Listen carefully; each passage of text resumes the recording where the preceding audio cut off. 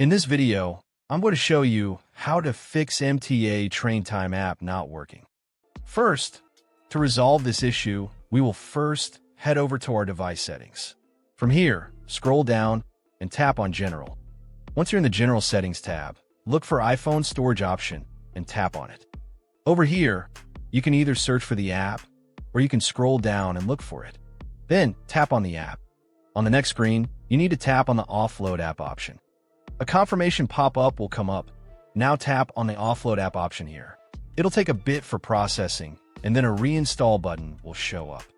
Simply tap on it to reinstall the app.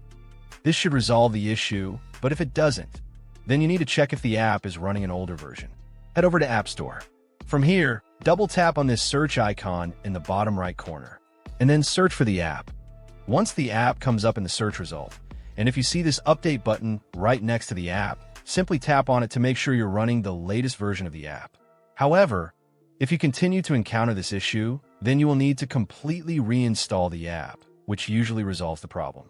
Head over to this screen the way we did before. And over here, tap on the Delete App option here to uninstall the app from your device. A confirmation pop-up will come up. Now tap on the Delete option here. Once uninstalled, open up App Store and search for the app in the search bar. After the app comes up in the search result, simply click on this cloud icon to install it back onto your device. Hopefully, this resolves the issue. If it does, consider sending a super thanks to support our channel. And also don't forget to hit the subscribe button. We'll see you in the next video.